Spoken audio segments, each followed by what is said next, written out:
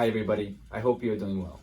Today's topic is what is financial planning, what is financial planning process and the steps in that process, and what are some of the areas that financial planners like myself like to focus on. What is financial planning is a question that I get a lot from our prospects during our initial meeting. Why? This is the term that's being used a lot by financial advisors like myself to explain what we do for our clients. So if you ask two different advisors what is financial planning, you're most likely going to get two different answers. That being said, instead of using my own definition, I like quoting the CFP board that says, financial planning is a collaborative process that helps maximize a client's potential for meeting life goals through financial advice that integrates relevant elements of the client's personal and financial circumstances.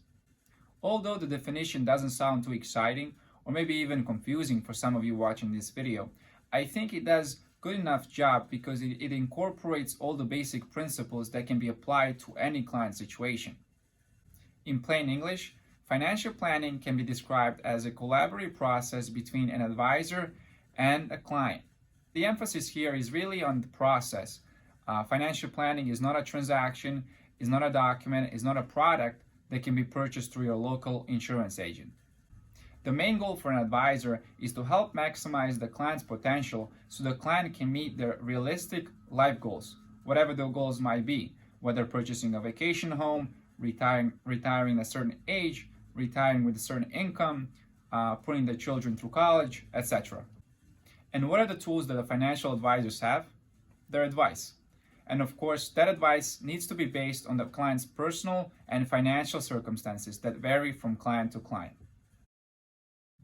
During the next segment of this video, I'm going to talk about what is financial planning process and what are the steps in that process, or simply put, how does financial planning work?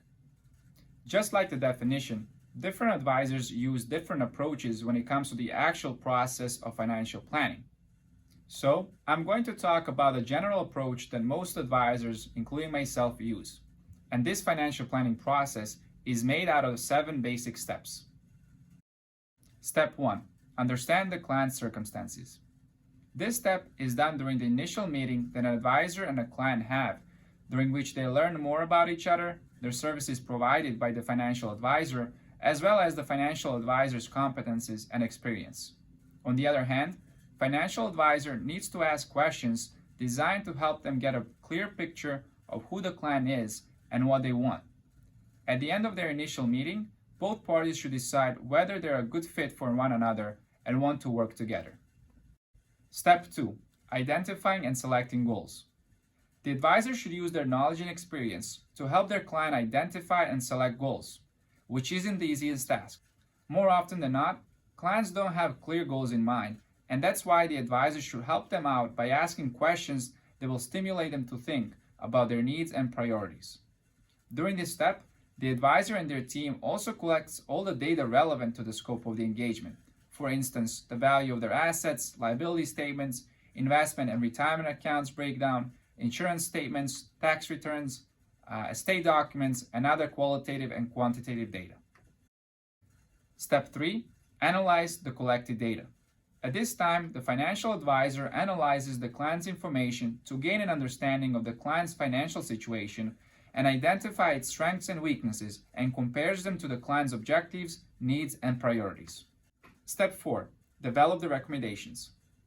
During this step, the financial advisor develops one or more recommendations that they believe will help meet the client's objectives, needs, and priorities. Each recommendation needs to be evaluated and answer the following questions. How does the recommendation meet the client's goals? How does it integrate with other aspects of the client's financial plan? How high a priority is the recommendation? Is the recommendation independent or needs to be implemented with other recommendations? Step 5. Present the plan. Next, the financial advisor presents the recommendations and the thought process behind the recommendations. This helps the client make an informed decision about whether the recommendations are a good fit or not. Step 6. Implement the plan. Implementing the plan simply means putting the plan and recommendations to work. In my opinion, this is the most important step. Why?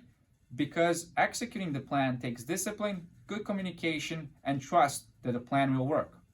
The financial advisor and the client need to agree on implementation responsibilities that are consistent with the scope of the engagement. After the client's approval, the financial advisor moves forward with implementing the recommendations previously presented to the client. For instance, establishing a Roth IRA, rebalancing the client's brokerage account, purchasing a long-term care policy, etc. Step 7. Monitor and update the plan. As mentioned earlier, financial planning is a process and not a one-time transaction. This means that the plan or the recommendation strategy or a course of action that was created for the client needs to be monitored and tweaked from time to time. Think about everything that can change in your life.